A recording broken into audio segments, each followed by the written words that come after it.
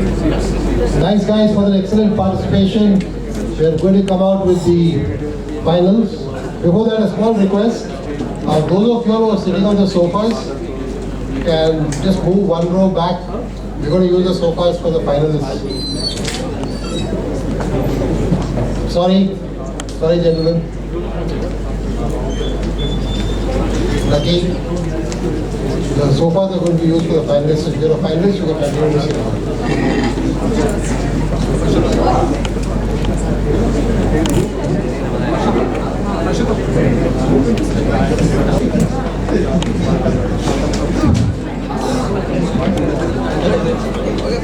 Alright, everyone, in case you can leave the first 2 rows vacant, we'll be using them for the finals.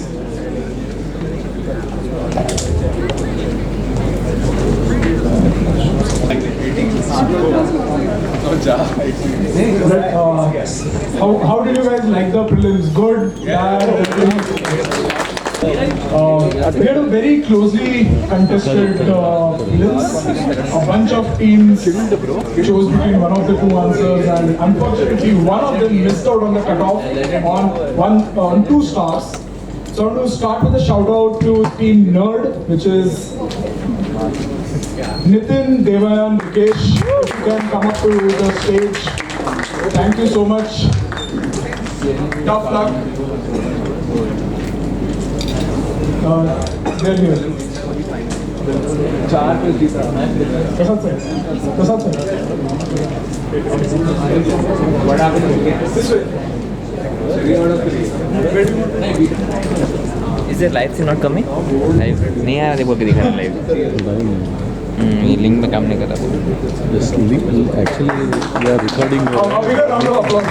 That's one of the harder ones, right? It was working, but it's not working. Probably something that they're going to take forward from here. My VP, he left forward to go to Blackstone. You're going to have a word with him now.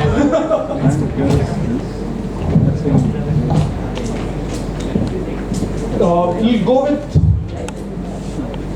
So the order of seating will be team 1, 2, 3, 4, 5, 6, 7, and 8. There will be plenty of reading, writing, answering throughout. It becomes harder for me.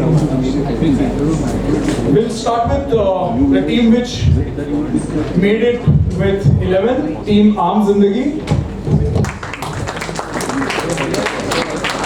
Shiva, Kanishka, Radha. You can pick any slot. This is 1, 2, 3, 4, 5, 6, 7, 8.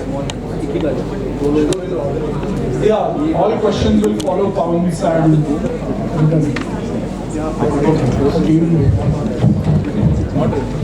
On the score, team 2 is Aam Zindagi.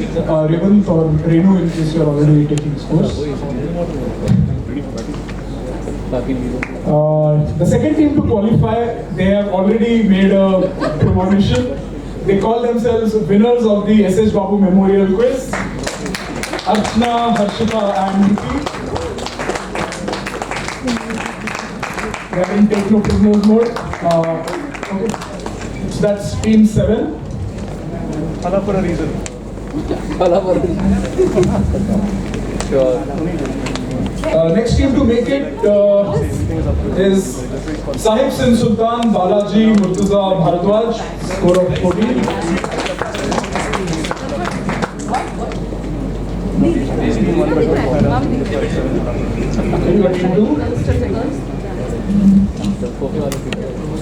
Next we have team Rapchik Replay of Rohit, Anshuman and Pawan, score of 15.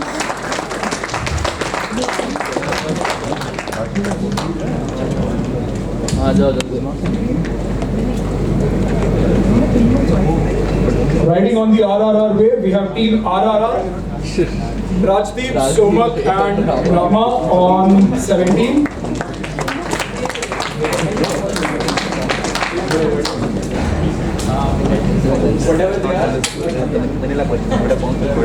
Next up, team Lajawab, Retd, Revant, Ani with a score of 17.5.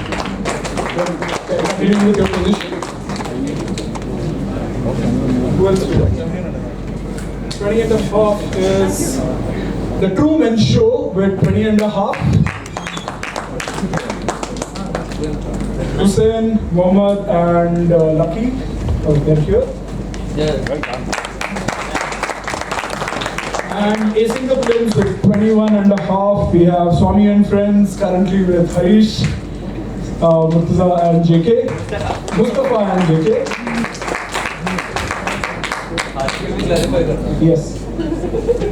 Which are we talking about? So teams, Revant is more important for the next set of proceedings than me. Why don't we go from team 1? Please just announce your team name. Folks. Hello. I'm talking to you guys. Okay. For the next set, why don't you start with your team name? Revant is Aam Zindagi is team 1. Team 2. SSS, Saib Singh done. True Men Show. TRUEMEN. Not a president. Gender confirmation. Sorry, confirmation. Lajawab. Team 5 is RRR.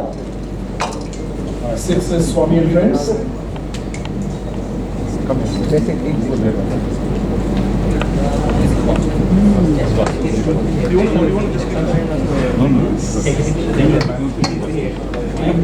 Seven is winners. And team 8 is Raj.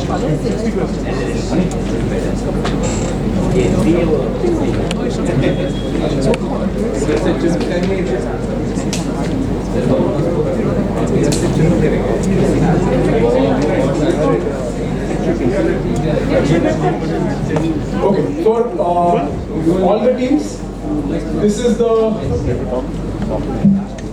flow from now. We have 4 rounds.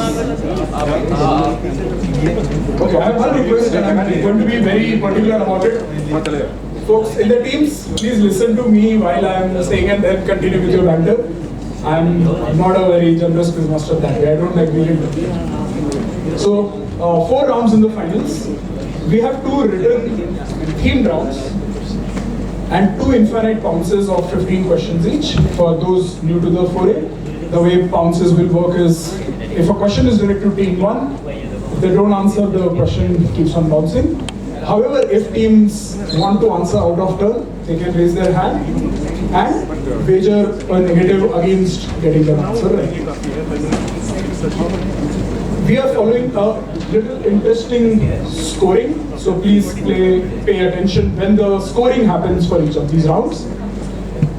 This is the part I will emphasize on. We will follow very strict civilized bounces. Respect the audience, respect the other teams that are on stage. Even if you get an answer right, please do not scream, shout and interrupt. It breaks the flow of the other teams and it breaks the flow of the audience. We have a lot of areas to traverse, a lot of points at stake. So connect the dots, take that guess, spin your stories and enjoy. Okay? First is our written theme round. There are 8 questions. All the answers follow a theme. Every answer gets you 5 points. And there is score for getting the theme right as well. So if you get the answer right on the first question itself, just raise your hand if you want me to check the theme. We'll be exchanging sheets at the end for individual questions. If you get the answer right on the first question, you get 35 points. Then the scoring reduces 35, 30 and so on. No points if you get the theme on the last question. No next. No next for the You can guess. The theme will be a pounce type of Sorry? scenario. To get the theme right, it will be like a pounce thing. So we put our hands up and then we ask. Only for the theme. All the other 8 answers, just write down. We will exchange sheets.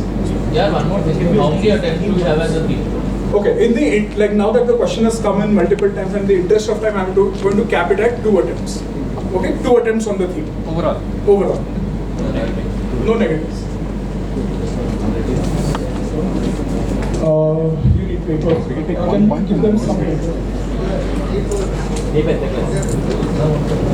think we have enough to start. Let's start with question 1. Audience, if you know the answer, just keep it to yourself. Once we conclude this run for the finalists, we will come to you. So this is Jeff Bezos' email about Blue Origin's philosophy. He wrote that our mascot is the blank. We paint one on our vehicles after each successful flight. Our motto is gradatim ferociter, which means step by step, ferociously. In the long run, deliberate and methodical wins the day.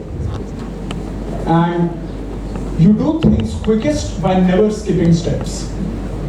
So what is painted on what is painted on every Blue Origin space capsule after a successful flight? No, the blanks are just blanks. Throughout the quiz, the blanks are. So it's not like it's like a... Too much effort. They're indicated. No, too much effort. I'm too lazy. So what is the mascot of Blue Origin, which is Jeff Bezos' startup, or rather his next venture after Amazon? The theme connects for the answer. Answer. All answers will connect you to the theme. No, not exhaustive. But it is a limited set. Limited. Not exhaustive, but limited. Not exhaustive, but limited.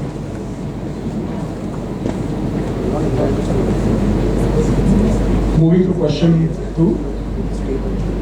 The original logo and name of this tech product was Phoenix, but there was a copyright claim on this. It was called Firebird for a little amount of time, but there was another open source project which was also called Firebird. So to avoid any confusion, its name was changed a third time. What is the name of this tech product that we all would have come across?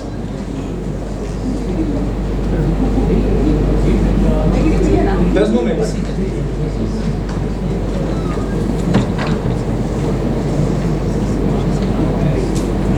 At least one team has shown interest in the theme.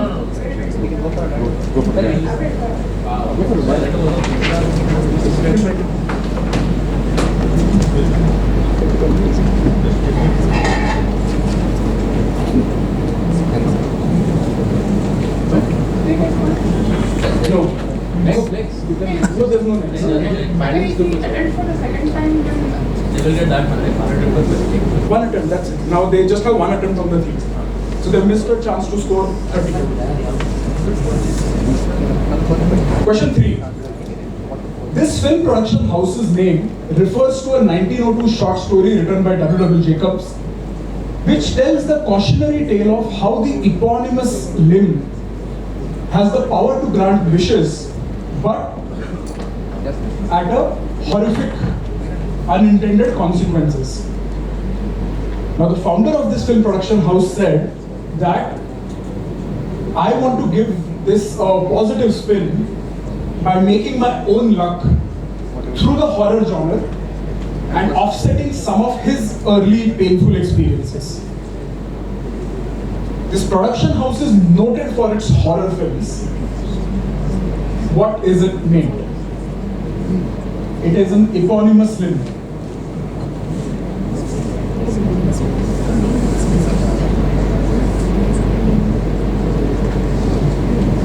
Anyone in the audience thinks they know the theme can take a shot. I'll come to you. Don't scream out the answer. Okay, we'll check this first. But you exhausted one. It's not going to be as obvious. Mayank, one thing. Yeah. Theme, you have not said if the theme is exhaustive or not, right? No, it's not exhaustive. It's a limited theme. Okay. Oh, you want to? Not about it. But what is the right plan? Okay, so team 1 has exhausted one of their guesses.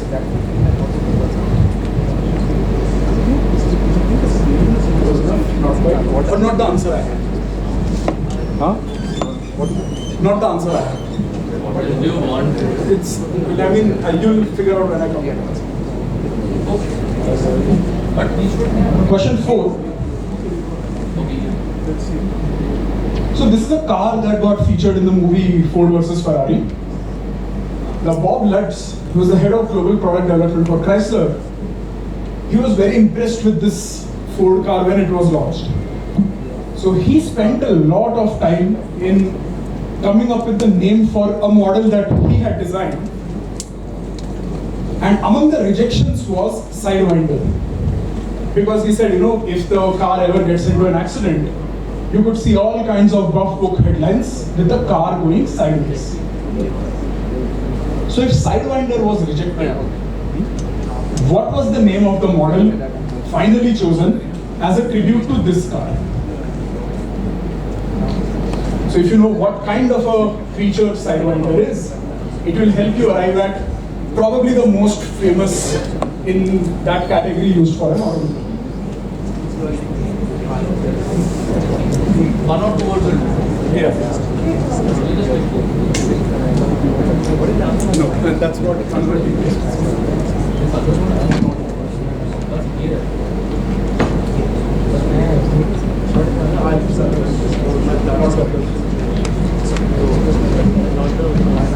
So there is one item from the previous list which disqualifies your answer. I'll come to this.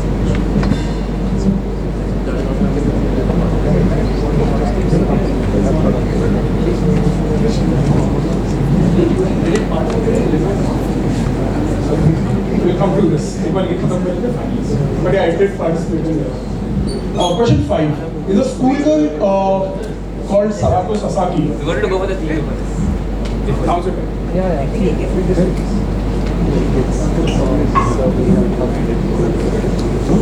Sadako Sasaki fell ill in 1955 and she had survived the Hiroshima bomb. Civilized concept.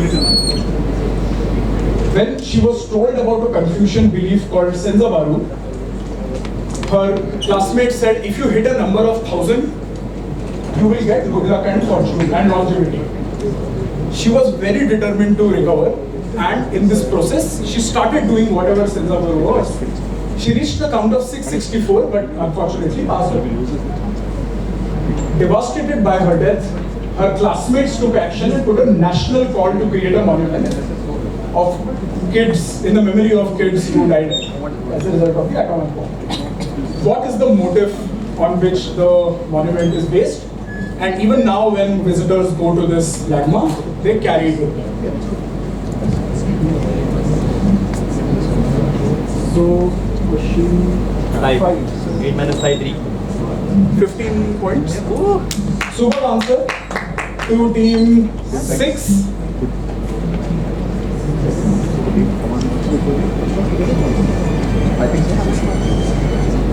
So two teams have exhausted their themes. And fantastic points to Swami and friends. So in case you want to now reverse workout,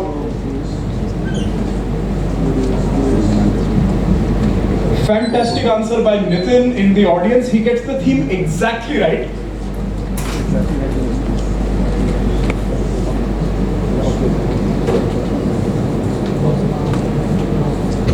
This creature's name can be misspelled by a vowel. And one could argue that the misspelled word actually makes a lot more sense because of its eating as well as mating habits. What creature is this? If the scientific name of the most prominent species includes the term religiosa. This is not that accurate. Not that.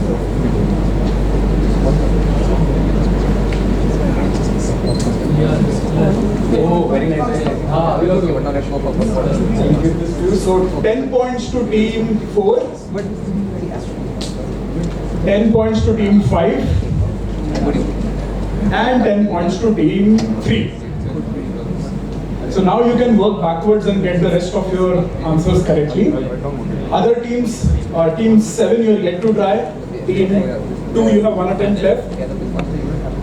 And everybody this side has covered. So 7 and 8 are combined. We'll give 5 points in perspective. So Alan Paul wrote an essay in response to journalist Amy Chua's book, in which she described that the book was not a how-to manual, but it was a self-mocking memoir. Paul said that in contrast to Chua's philosophy, he described his parenting style valuing independence and strives to raise children who are happy, engaged and self-motivated. So two parts. First, on the basis of this book, what was Amy Chua's nickname that is now used as a common descriptor? And second, what did Paul call his style of parenting? The working operational part being, he was happy to parent with cuddliness, but he was not afraid to show some claw. What is Amy Chua's nickname? So she wrote a book in which she described a particular style. On the basis of that, she got a nickname, which is now commonly used. So last 5 points up for theme, you've already got it. Yeah. Can you focus on that? It's very tough to read.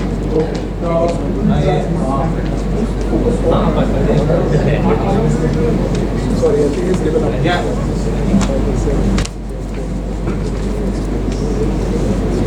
This is what the team's guessed, but one item will be with it. No, See, that's not there. it's not in focus. That is in focus. I'll read it. Team 7 is the only one. Yeah, there's nothing to lose. Might as well take a shot. That was first answer only. And for the teams which have been able to get the theme, you can get the previous answers and try to maximize your score. Then you have points for all the teams from the project. All right. That's it. So, time to swap sheets 1 and 2, 3 and 4, or rather, vice versa. The others can go for tea. We just swap sheets, at least for the finalists, so that you can serve people. You can't serve. Oh, okay. So at least the finalists can be. Yeah, teams, can you swap sheets?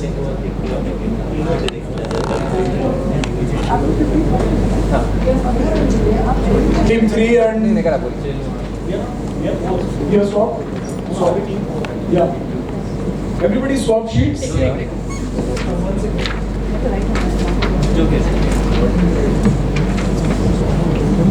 the audience, there's tea being served, so I don't want to break the flow of the finalists. In case you want, you can grab your tea. All right. Let's start with first. What is the mascot? Folks, if you don't mind, you can walk from behind. It interrupts for everyone. Yeah. So. Tortoise is the symbol for Blue Origin. So 5 points if the answer has tortoise. No points for turtle. What if it's tortoise/turtle? I'll give points. Not being fair. Yeah. Second, Mozilla Firefox. Anybody else wants to take a guess at the theme from the audience? Not animals alone, there is a layered theme to that. What is the Firefox also called? It's also called a red panda. That is what disqualifies a lot of the obvious guesses many people do. 3. Monkey's foot, monkey's paw. Monkey's paw. It is monkey's paw, not monkey's foot. It is Monkey Paw by Jordan Peele, maker of Get Out, No. I was guessing a lot of people to go for rabbit's foot. 5 points for monkey. Okay, 5 points. 2.5 points for 5 points apiece. Oh, excuse me, from the behind. 4th, Cobra. this is the Cobra. The Dodge Viper was named after this. Anybody in the audience now wants to go for it? Yes? Yes. That is the correct answer. Viper is good enough for this. Viper is good enough. 5th, so Sensubaru is a belief that if you make 1,000 paper cranes, you get 1 wish in your life. These are the paper cranes that are made, and this is the memorial dedicated to all the kids who died as a result of the atomic bombings. Even now when people visit, they give a paper crane as a token of their sort of they're offering. For a gift, anybody wants to guess where the second piece is located? The piece in the photo. It is not in Japan. It is located elsewhere. Los Alamos. They basically took a part of it to a place which probably needed it a lot in times of suffering. This was on the 9/11 site. This is a display at 9/11. Now it's the One Memorial Center. No points for paper swans. Sixth, a lot of people spell praying mantis with a E, which is true. It is a carnivore, and the female devours the male after intercourse. So praying mantis. Seventh, what is Amy Chua's nickname? Tiger Mom. And Paul is called Panda Dad. Panda Parent is acceptable. So Asian mothers are known to be very fierce and competitive, and hence called Tiger Moms. Alan said, "I'm not a Tiger Mom. I'm going to be a Panda Dad." Now points for the theme. Just want to go first. Oh, I already said, but You give us. so the Kung Fu Panda characters. So Red Panda is what disqualified Chinese Zodiac, which is why I put it early on in the set. Once everybody has gotten back their answer sheet, we'll go around and collect. Nitin, let me know if you are 5 points apiece. So Ugwe, Shifu, Mantis, Viper, Tigress, Monkey, Crane, and Po. Let's start with Team 1. Your score for this round? 15 points, and any points for the theme? 5 points apiece. Yeah. 15. And anything on the theme? Team 2? Right here. 15. This is on first. Team 3? 40 plus 50. total 40 plus 50. Team 4 gets 50 as well. Team 5? 40. Team 6? 50. 50. 35 plus 50. Which animal did you miss? We wrote Cobra for Viper. The Cobra was this. I just saw the car and like Cobra, and it shall be Cobra. Team 7? 15. 5 1-5. 1-5. Team 8? 10.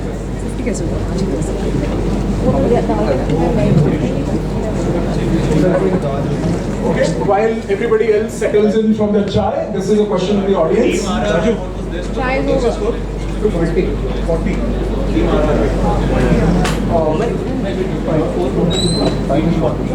Yes, anybody wants to take a guess from the audience?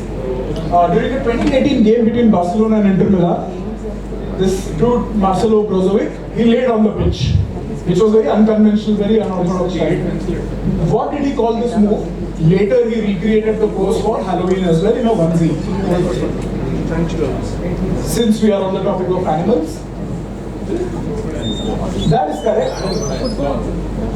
He called it the crocodile, and it was a very unorthodox move in football. Quick check on the scores, Renu or Nitin, in case you want to announce. Okay, everybody has at their tea, snacks, and we get back to quizzing. Team 1 is at 15. Team 2 Sahib Sultan is at 15. Team 3 the Truman Show is at 15.50. Team 4 Lajawab is also at 15. Team 5 RRR is at 15. Team 40. 40. Oh, yeah, 40. Yeah, that's what I have. Team Swami and Friends is at 15. And winners of the SS is at 15. And Ramji Kripla is at 10. Perfect. Alright. So we have 15 questions going clockwise. We'll start with team 1. You get 10 points apiece for a correct answer. And we will conserve points. So in case questions are on bounce, any team gets one part right, I will immediately declare and award points. Let's follow civilized bounce. Yeah. Why don't you declare at the end of the answer and then take the call? No, I'm consciously choosing to conserve in the interest of time. Otherwise, I don't want to stretch or eliminate it. So starting with team 1, open to all. a legacy of the Mughal era, this musical ensemble would play atop a designated tower or gate. This is an example from Taj Mahal, the west of Taj Mahal. It would typically play to announce the arrival of dignitaries. One may find this ensemble still play during occasions like marriages, birthdays, engagements, Qawwali, and even inauguration of commercial establishments in Hyderabad. A locality in Hyderabad gets its name because it used to be a site for such musical ensembles. When they would use this site to play firmans, they would announce firmans from here. So either tell me what was this ensemble called, which would play to announce arrival of dignitaries in Mughal era, or a locality in Hyderabad which gets its name from this set of. Are both the same? Same, or at least similar if I may. Yeah. It's a -5. Yeah. So 10 points to team 4 and 10 to team 6. Have you close bounds for the rest in 3, 2, there is one answer, give or take there. It's your direct. So closing bounds, team 1 your direct. Not Khairatabad, team 2. Not that, team 3.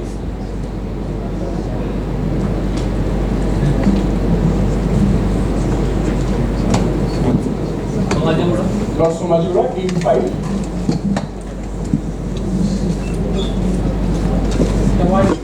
Not Kawadipura, team 7.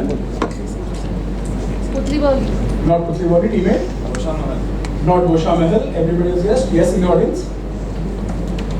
Go ahead. And why is it called Naubat Pahad? Naubat had 9 classical instruments and they would announce this whenever any dignitaries would come in.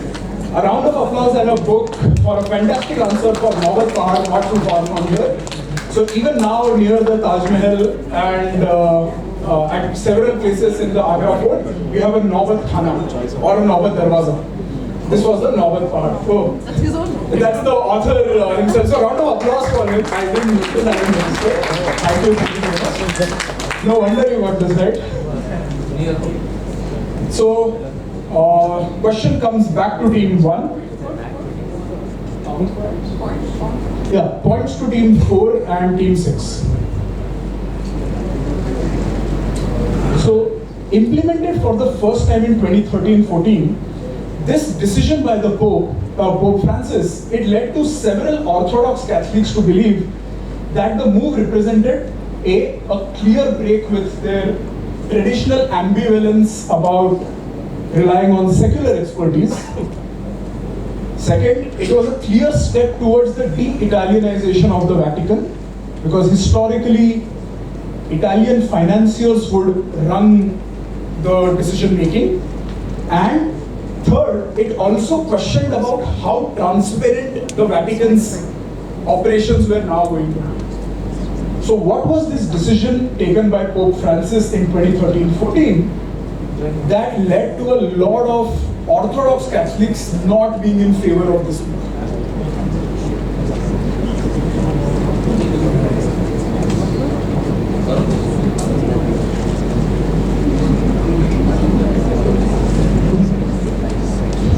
So -5 to team 3.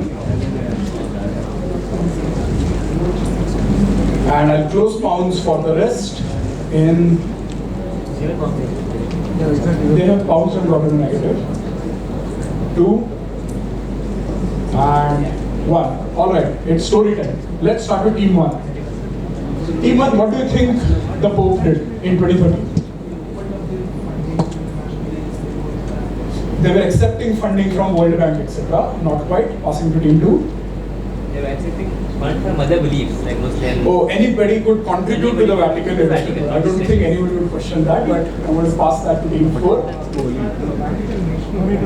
They started their own bank, and I think that's the theme that team 3 was going for. They opened a Swiss bank account, not quite. Team 5.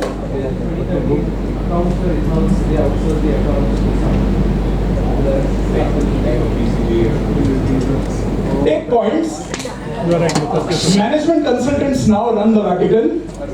So McKinsey and EY, they have split accounts of the Vatican. Fantastic 10 points. I think they've earned their applause and their 10 points. So 10 points to team 5. And direct to team 6. Previous question -5 to team 3. I'll be showing bigger versions of the photo. But in 18th and early 19th century, several British expats would hire Indian painters to just capture local sites and landmarks. The works produced by these artists were undertaken in a European style. So you see a very interesting amalgamation of Indian subjects, but in a very European style. What was this distinct style of art called? I'm going to add and say, think of where these expats or why these expats were here is what gives its name to this art style. And the second is, where in the world of entertainment was this style used, where there was one American who was the odd man out between 5 other British Oxbridge graduates. Style was used by them. So there were 6 people in a gang. One was American, all the 5 were very British, very Oxbridge folks. If it helps, this is what the style looks like. You can admire it. But think of what is this style of art called because of why the 18th and 19th century British expats came to India and the Indian subcontinent. And the second part is, where was this style used? Super. Even what part is about? So 10 points to team 2. Considering where in the world of entertainment, are you looking for like a specific? Very specific. That is it. No, I'm closing pounds in 3, 2, and 1. Over to you, Swami and friends. Okay, so the style is called company painting or company kalam. 10 and points.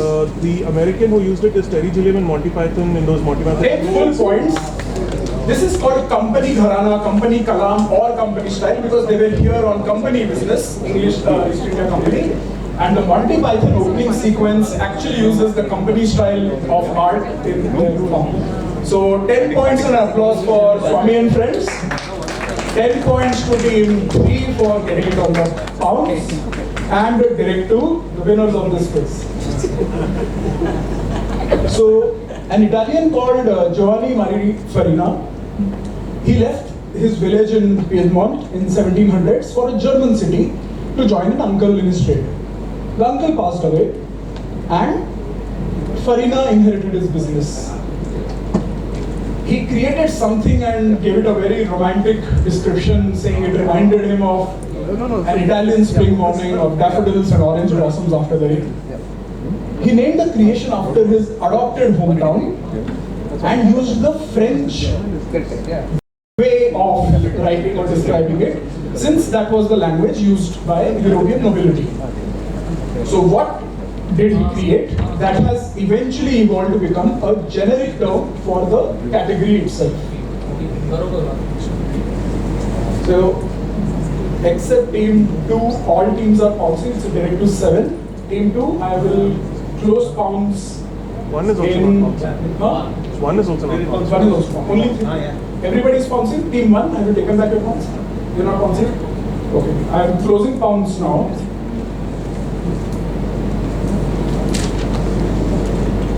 So -5 to team 3.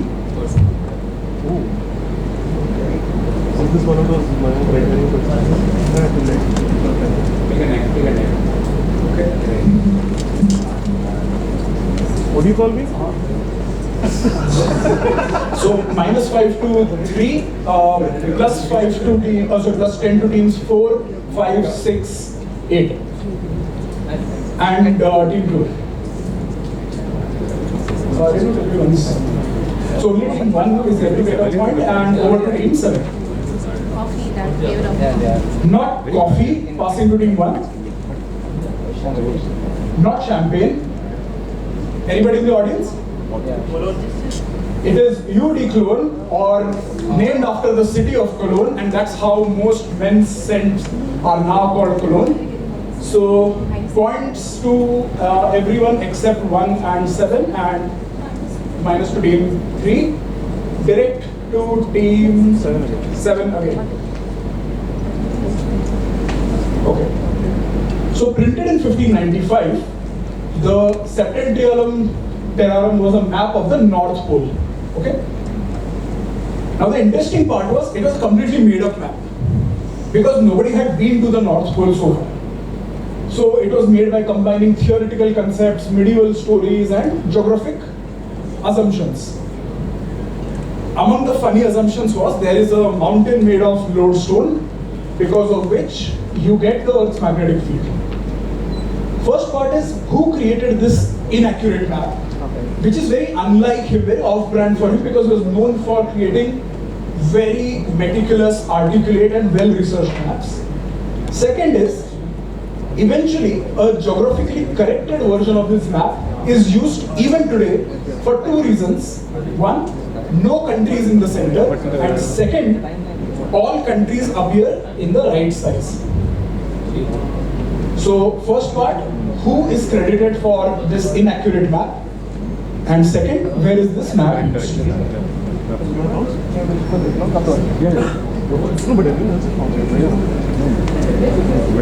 The questions on team 7. No. It was team 8. So minus 5 to team 4. No, you can't reply. Oh, you don't.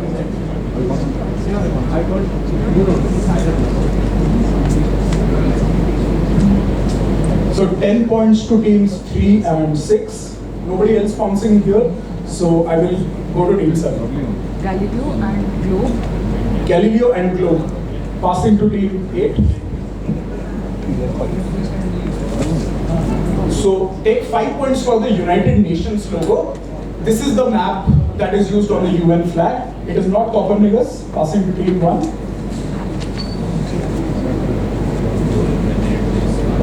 Not Descartes.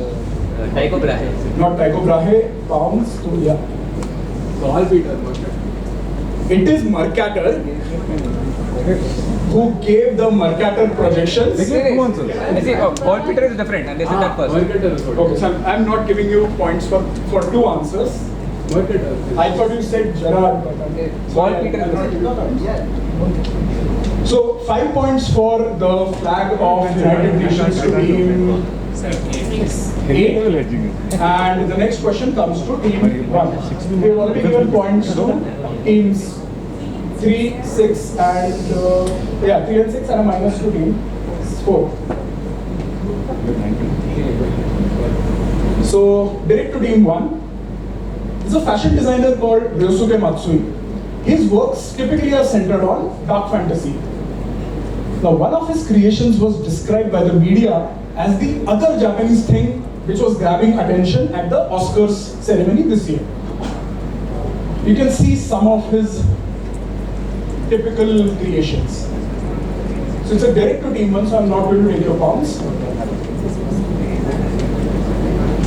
And all I want is, what is this other creation of, or rather other Japanese thing that he made? So 10 points to team 8.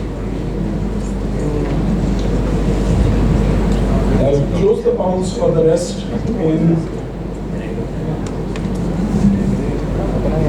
3, 2, and 1. Okay, team 1, take it away. Godzilla heals. That is correct. This was very specifically the Godzilla -1 claw.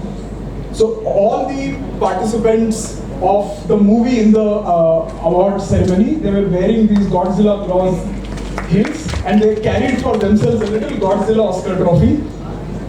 And after the success of this, there was immense demand, and now he's made some 10,000 of these and similar variations. So 10 points to team 1, 10 points to team 8, and question to team 2. Mike, can you read the question as is and then comment on it? Okay, sure. So the name of this venture was chosen from the Libyan Arabic name of a natural phenomenon because the creator wanted to blow a new wind in the industry. The Libyan Arabic term denotes the geographic origin of whatever natural phenomenon is in the question. Now, which venture is this, which was in the news due to the latest award-winning foray of the founder, likely the last, and what is the root word from where it gets its name? That's why I'm just writing this thing right. You know the latest award-winning foray. No, the venture in the root. Where it gets.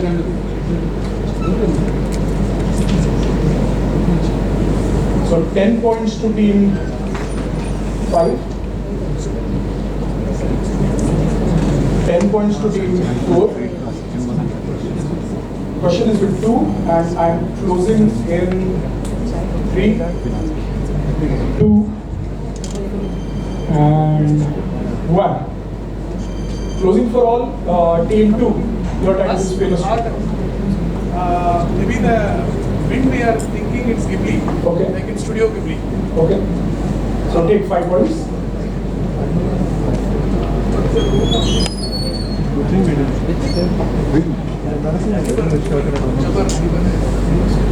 Al-Jibr. What? Gibraltar. Gibraltar. So 5 points for Ghibli, passing to team. Well, And what does that mean? well means wind, some desert wind in Arabic from where it Passing you have found team 6, Swami and friends. Where does Ghibli originate?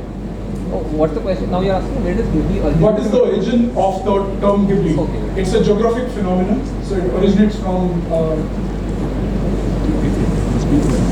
geographic term. If I may. Sand dunes in the Sahara. Not sand dunes. Passing to team 7. Some winds in Sahara. So what's the root word? Passing to team 8. Not one. Don't need to mention. Venture is done. So, what is the root word of Ghibli? Where does Ghibli go? Oh shit! I didn't know that's what I thought you were Not asking. Ghibli. Team 1. Wait, even we have an answer. Not from Greece. Audience, open to. Not a geographical phenomenon. Come to. Yes? Not Algebra. Go ahead. No, is it Iblis? Not Iblis. But it means Comes from Qibla, the direction of the Kaaba. So the wind flows from Kaaba to Libya, and that's how the name comes in. And that's how it is amazing.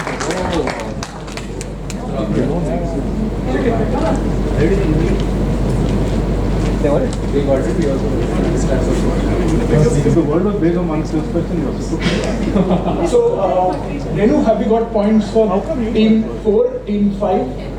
10 points each, 5 points to team 2. No, I'm implying you cheated. it's already given. And it's a direct round to team 3. 5 points was. Yeah. So this is a K-pop band originally called Minx in 2014. And they failed commercially because there were too many cute pop-girl bands. So they decided to redo their act. They were relaunched in 2017 with 2 additional members to become the face of rock in K-pop, and now they have both rock and metal in their act. What name did they adopt? Based on a protective charm for infants, which is used by indigenous tribes of North America. But for the longest time, it has been misappropriated as a craft title.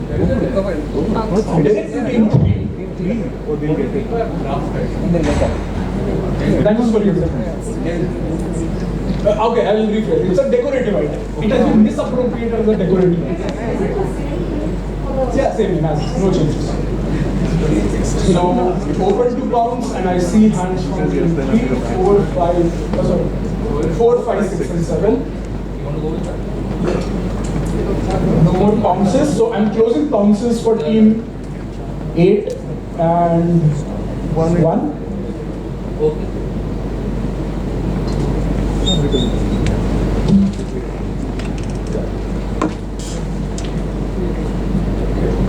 So 1 and 8 have not pounced, and 2 has a tiger. So points, 10 points to teams 4, 5, 6, and 7, and over to you. It is correct. Dream catchers, which are now sold in Goa and all such places, they were actually used almost as a nazar suraksha kavach for indigenous kids in tribal America. So 10 points to team 3, and everybody else has already been given points. Question up for team 4. So this is a famous painting called Bonaparte Before the Sphinx. It was painted in 1886 by Jerome, which depicts Napoleon facing the Sphinx.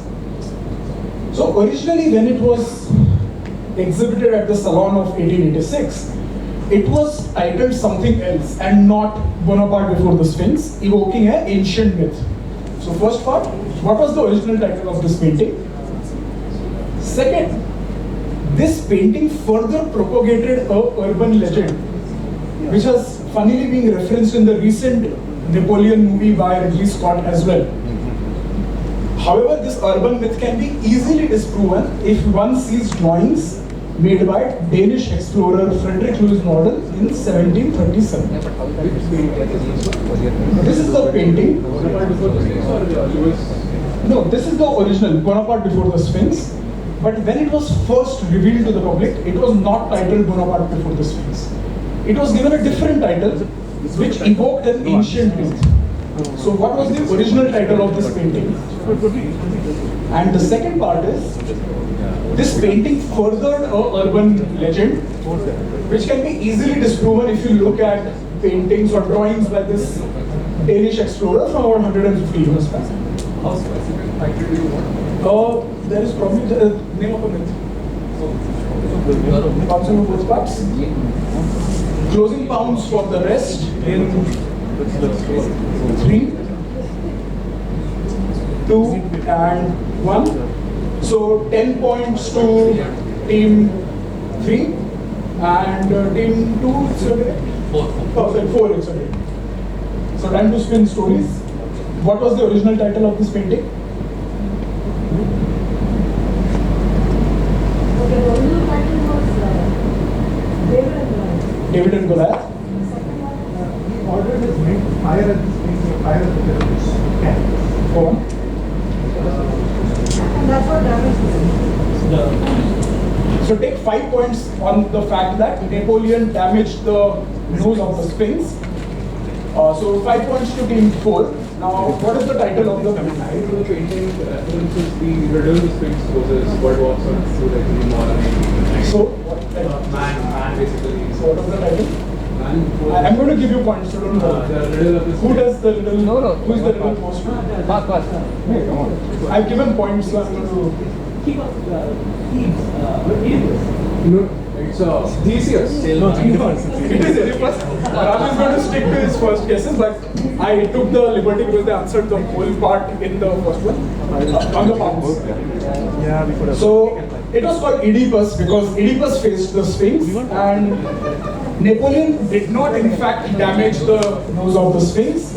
It was damaged at least 150 years back. And there was an interview with. Painting shows that it did not have the So in the movie, or rather in the promotion of the movie Napoleon, Ridley Scott says, hey, I know all of this is historically correct, but nobody's going to enjoy Napoleon just standing by a broken Sphinx, so let's just blow it up. And he actually shot the whole scene with CGI. So 5 points apiece to teams 4 and 5, and a direct to team 6. So barrels come in various sizes. This is a large wooden cask, which would typically carry about 550 liters in the US and about half that quantity in the UK. They both carry a lot of volume of liquor, and both of them have the same name. Etymological roots indicate that the original name would refer to an ox, but oral corruption over time has replaced it with another animal's name. Now, the name of this barrel gives its name to which fictional establishment, which is known for being frequented by less respectable customers, but it is the site for several key elements or several key events in a popular literary universe. So you can give me either what is the barrel called or what is the fictional establishment named after this barrel. It is known for being occupied by less savory crowd. But a lot of key events in this universe happen at this place. So what you want either? Either is fine. The answers are replaceable.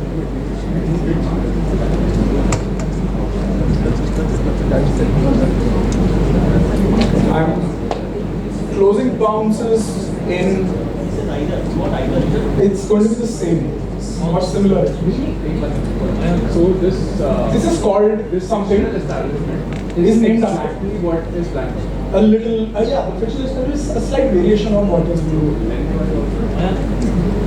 So team 1 is bouncing, and so is team 4. You can write. So -5 to team 1.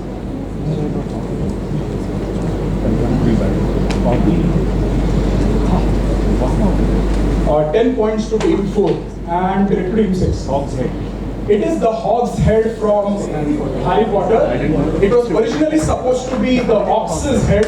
Over corruption over time led it to be the hog's head. And this is where a lot of key events happen, including Dumbledore's army's formation, the prophecy about Harry Potter or Neville killing Voldemort, and so on and so forth. So 10 points to 4, 10 points to 6, -5 to team 1, and to team 7. Okay. So etymologically, this Sanskrit term would mean sitting down near a teacher. But it actually alludes to forming a connection or equivalence, since these texts were used to document transition from archaic rituals to new religious ideas that have shaped Hinduism over years. Max Muller called it the secret doctrine, Robert Hume called it mystic meaning, so on and so forth. But if you go back to the Sanskrit root, it would literally mean to sit down near a teacher.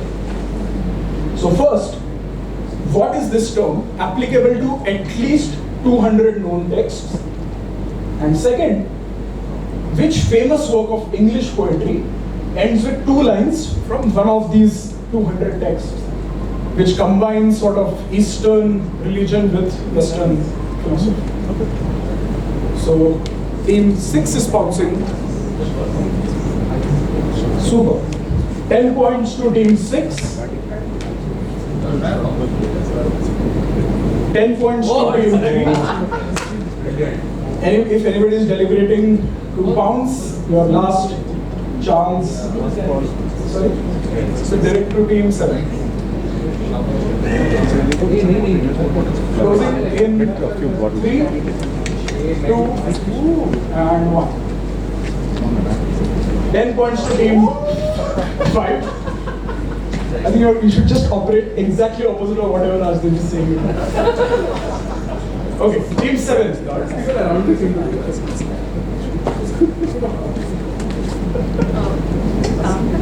Tantric, so not correct. And which English poem? Not the Albatross. Upanishad is correct, so 10 points. Upa means to sit and Nishad is to down. Passing to team 1 for which work of poetry quotes from the Upanishads? Yeah. No, it's an English poem. So passing you to team 2.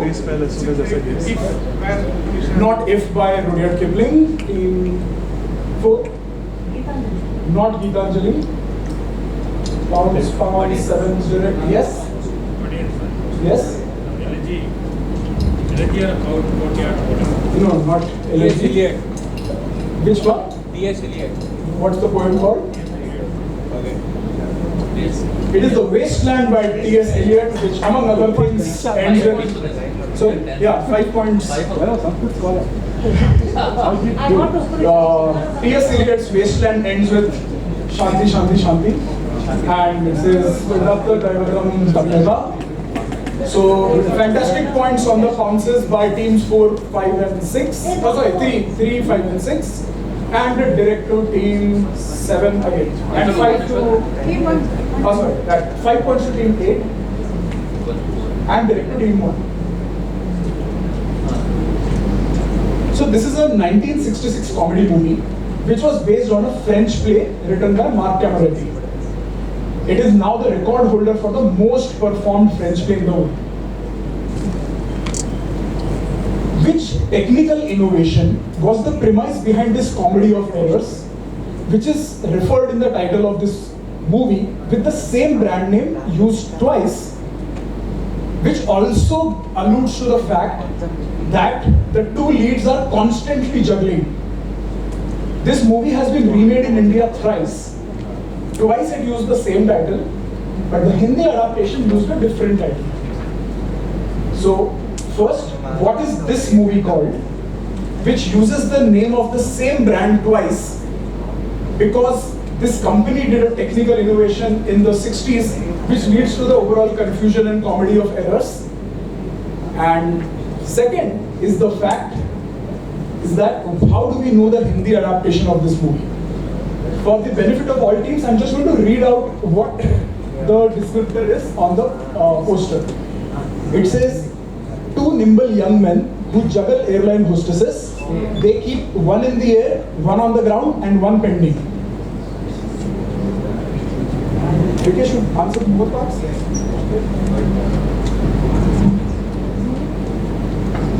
Fantastic. A round of applause for Rikesh, who gets both of them right and get him a book. You got it? So just a round of applause for Rikesh. Nobody has found so far.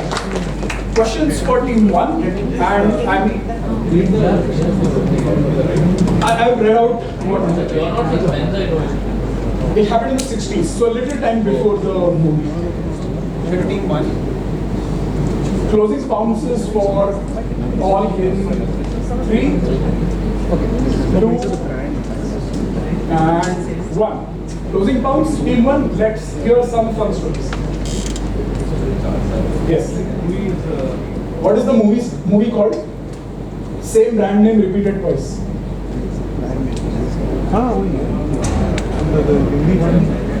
So what's the Hindi movie called?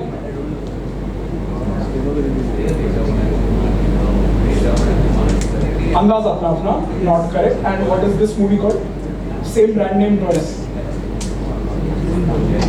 5 points for Going Going.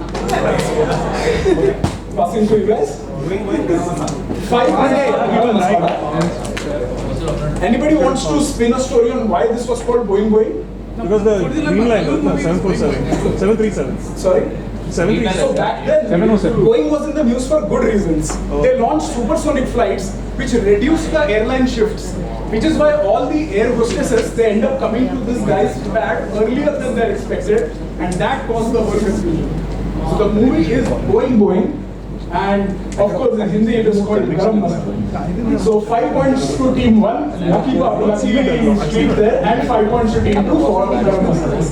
We are not missing it. Direct to team 3. Team 2. No, you got 5. Richard Deakin is an amateur English botanist who studied flora growing in as well as on a particular European landmark in 1855, and he noted that at least 420 species used to grow here. Among them, 56 species of grasses and 41 of the leguminous or pea tribe. An interesting observation was that these records found several plants nowhere else in Europe, and they were mostly endemic to North Africa. So they were not found anywhere in Europe, but they were all local to North Africa. So where was Richard Deakin studying?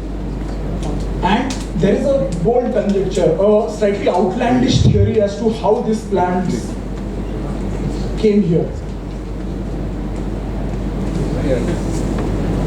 So 2 parts. Which landmark was he studying? And how did these flowering plants come to life?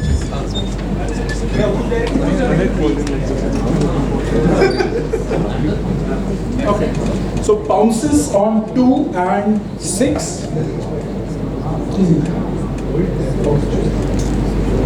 You're also.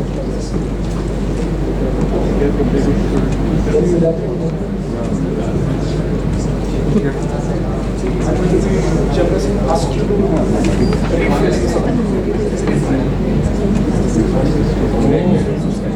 okay, closing bounces for the rest in 3. I'm going to give you a minus and I'll tell you why. So -5 to team 2. and it's a direct to team 3. Which part? First part will say Hyderabad. Okay. And the second part will say migratory birds were bringing those seeds from North Africa, special seeds there. Both parts incorrect, passing into team 4. Okay. Earlier times, not quite. Both parts. Both parts, no? Stone and Built by both parts incorrect. It's fine.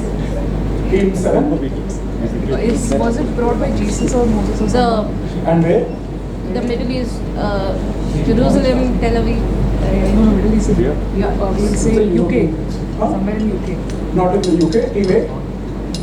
At least one part was there. Other side of given. Yeah, team A.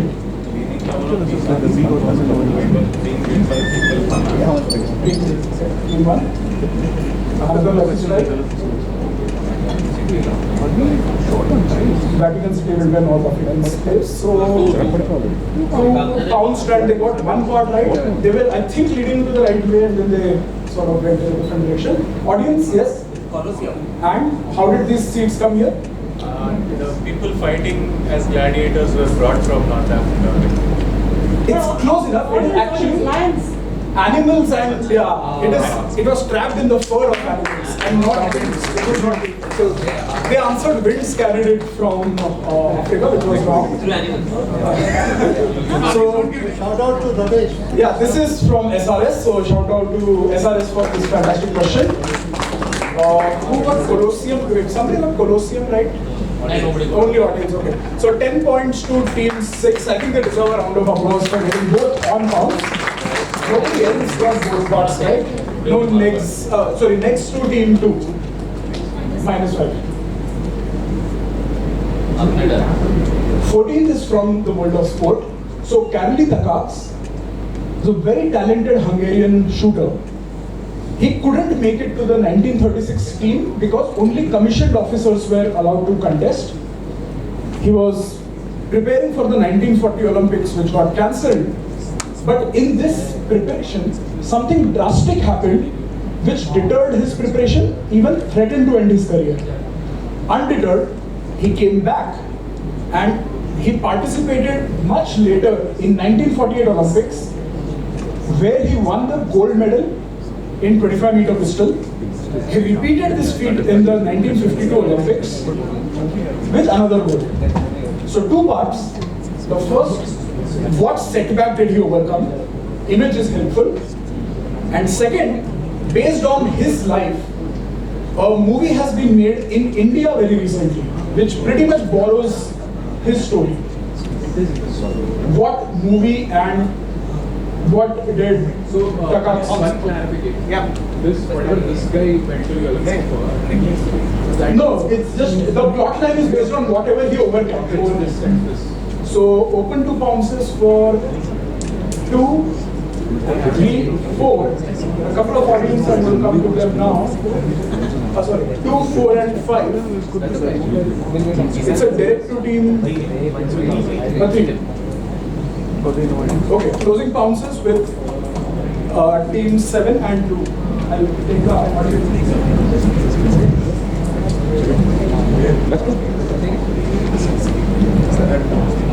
I'm holding my Sure.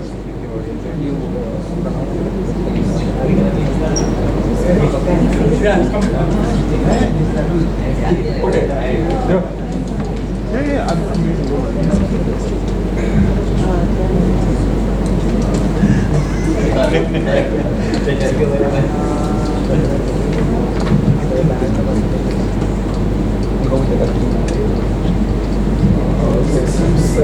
So 10 points to teams 2, 4, 5. -5. Most likely. Oh, and -5 to team 7. Very good. I know why you would have guessed. I think you didn't recollect the title and then you made up the Yes. team 3. Yeah, so he lost his right hand, so fractured his left hand, and this became the basis for the film. This is not firki, it is ghumar. I just So he had a grenade explosion and his right hand blew up. And because of this, he was very demotivated, but he decided to practice with his left hand and became the national champion, eventually winning the Olympic gold twice. And the second part is ghumar. And the interesting part is he's probably the first and only Paralympian to also be given a medal in the actual Olympics. So team 3 gets 10, 2 gets 10, 4, 5 get 10, 6 and 7 get minus 1. Last question of this slot going to team 4. I'm going to show you bigger photos, but these are 200 plus equestrian related objects and antiques from around the world, which is collected in a private museum which sits on top of a luxury brand's flagship store in Paris. So first, which brand's private museum is this? And the second is, what was the first product of this brand which features on their logo even now? There are 2 or 3 products or the category that you can go for. I am going to be lenient on the second one. You said the more bigger.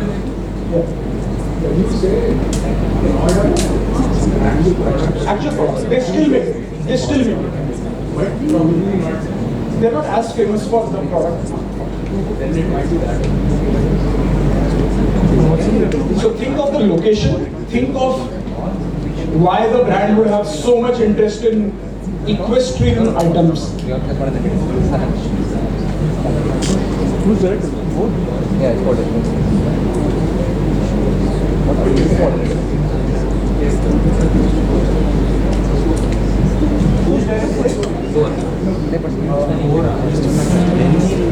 We got one fantastic right answer from the audience. A round of applause for both parts, right?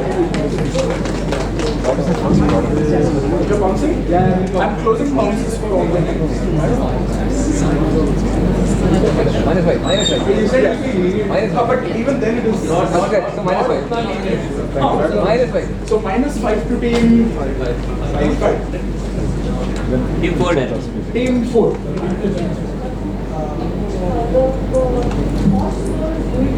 Okay.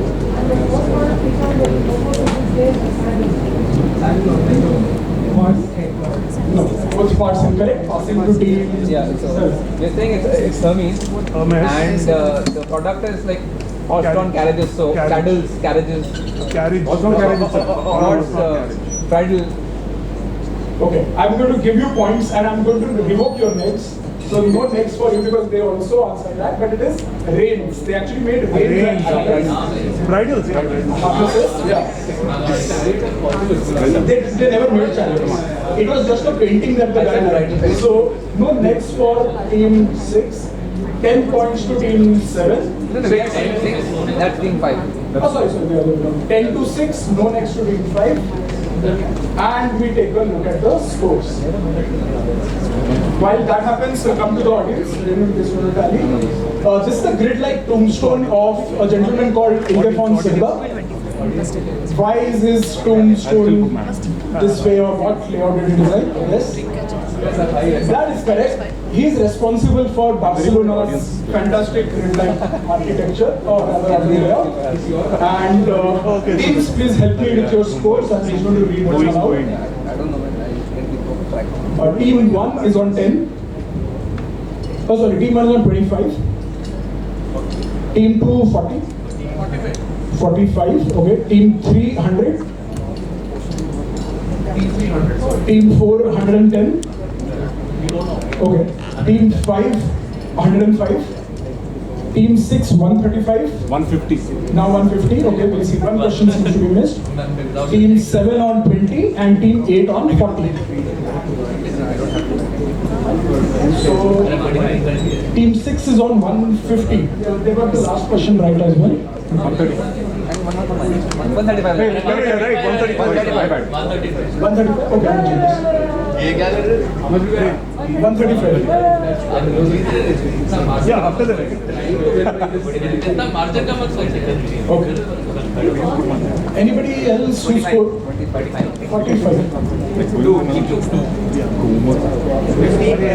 I have not. They got a 5. I remember they got a 5. So it should be. Alright, teams. I went all the way there. Good to go? There is ample scope to catch up with. Is this the last one? No, there is one more. Half the questions done.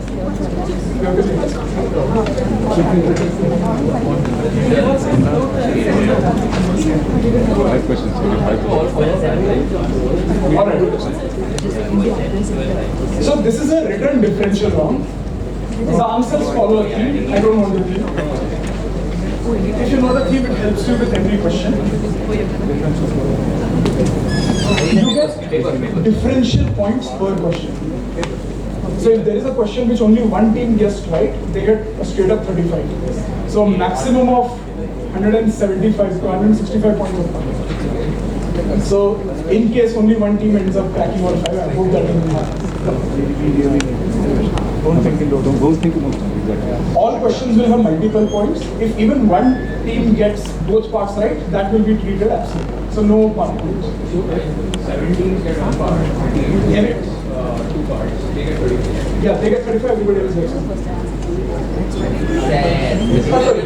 Everybody else, yeah.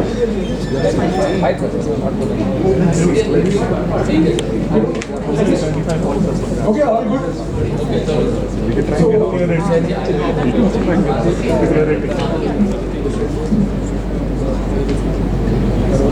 So this is a book which is a compendium called Strine, which combines Let's Talk Strine and No Stone Unturned. So in 1965 the first was published using the pseudonym Afferbeck Lauder. And it included several terms like split near dyke, lingerie, Zaftrol, Eggnishner, and Emma Chisholm. What peculiarity were these books aiming to make a jest at? It's a parody of something. And second, the pseudonym of the author alludes to something. So, what is it a nod to? Or you can just tell me what does the pseudonym mean? Which? That one? Afferbeck Lauder. So we swap after every question. After every question. Or actually, should we swap at the end? Yeah? No, I have the answer. Okay. So first question, 2 parts. See if it helps you with the theme as well. Although it's too early to kind of immediately think of it.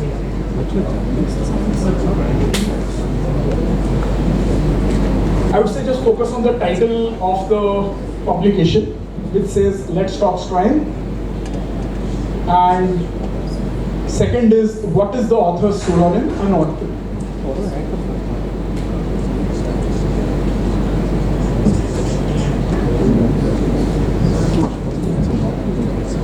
Okay? So, Om Jai Jagdish Hare is the Aarti that's most, like probably the most popular Aarti right now. It was composed by Pandit Sharda Ram Feloni. It again made its first appearance in a film in Anand Mat, talking about Bankim Chatterjee. But the way in which it is sung today, it probably reached its popularity in the 1970s movie, where Om Jai Jagdish Hare is the backdrop for India's traditions continuing pre and post independence. And now, over the last 20 years, any character, if you need to establish a sanskari or cultured traditional, they invariably sing Om Jai Jagdish Hare. So first part, which movie popularized Om Jai Jagdish Hare in the way that we sing it now? And second, this 1970s movie was titled something else originally, but that title was used in a movie a year later. And the plot points of both of these movies were sort of similar. They followed similar tropes. And it was based on the fact that we get post-independence. No, not really. But it will help you to understand what kind or who would make this kind of a movie which talks about India pre-post-independence in the 70s.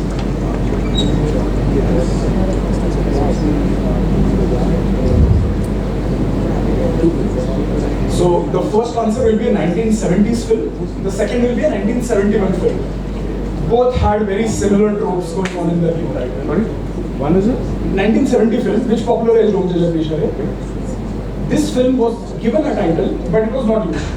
It was used later in a 1971 film, which followed a very similar trope as this 1970s film. Very famous. Both very famous. They are not obscure. And with this question, probably you may get a hint at the theme that you are playing. It gets easier from here. So this is an upcoming artist who announced her debut album during a high-profile event in March 2024, less than a month back. And the title was an obvious homage to a 2004 debut album because of her familial ties to the music industry. So first part, she's already one of the youngest people to feature in the Billboard 100. What is her name? And second, what is her debut album title?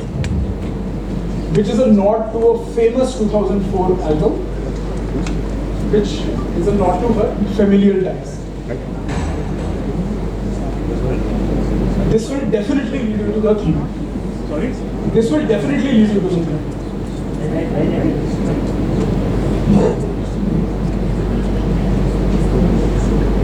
That's not what he wants. No problem. No Audience, anybody wants to take a shot at the theme? Yeah. It will come to the individual answers. I don't know. Just 1 second. Go back to the. This business started in 1966 as an idea on a cocktail napkin. And one of the co-founders created this Texas triangle on a napkin. So first part, which business originated because of this idea? And second, they have a very peculiar stock ticker, which we would think of an abstract idea, but it is not. It is based on what their operations base is. So 2 parts, which business started with this cocktail napkin sketch? And second, 3-letter stock ticker.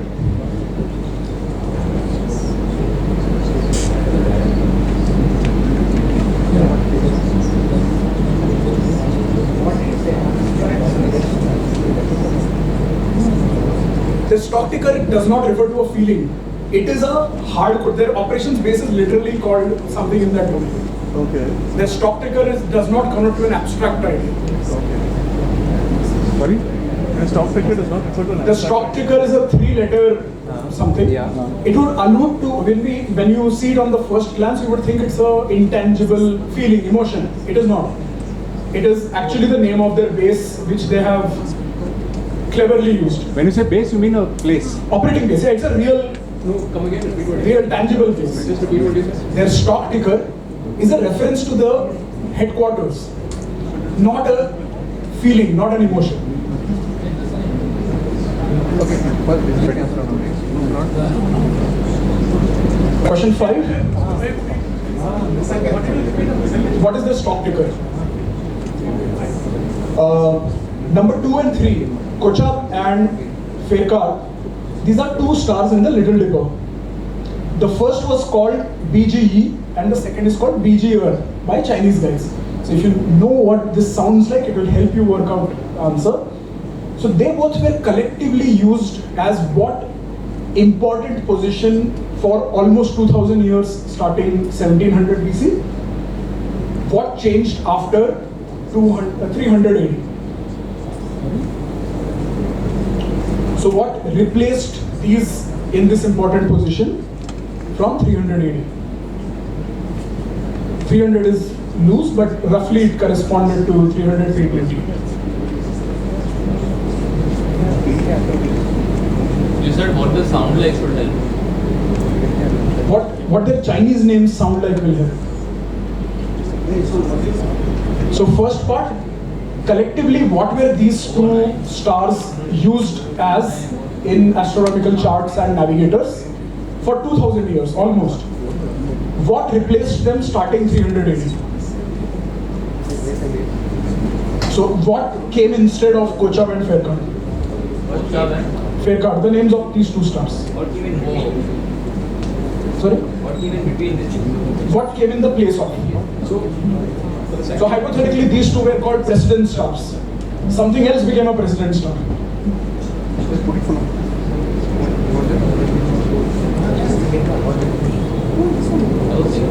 Okay. We'll cycle. We'll just cycle back. But how does that fit in the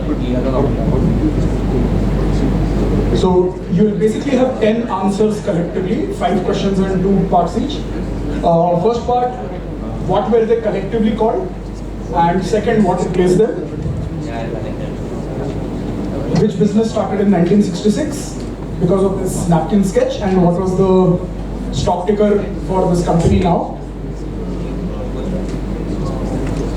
Who's this artist and what is her album called? Or what is her upcoming album called? Which film popularized Om Jai Jagdish Hare? What was that film originally called?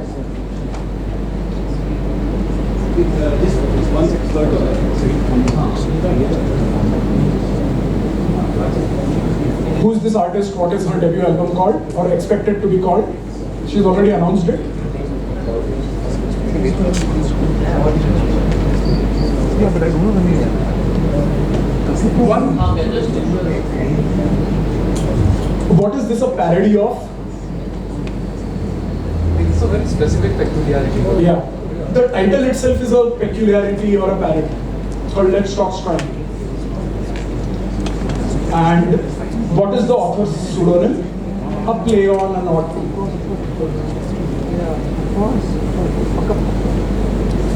Alright, time to swap. 1 and 8, 2 and 7. Can you show us that? 4. Can you show us 4? Okay, I'm going to start with 1, 2.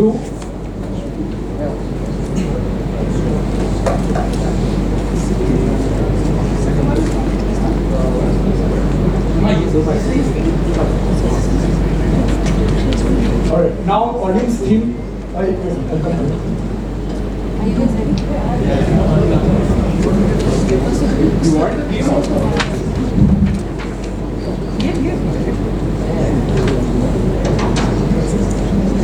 Alright, has everyone swapped? No, yeah. Please do.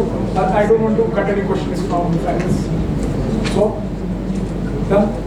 Maybe I haven't been. JK? दे दो यार मैं 3 One second. Yeah, Okay, here. Okay, audience, your turn. Let's start with question 1. Yes? Alphabetical order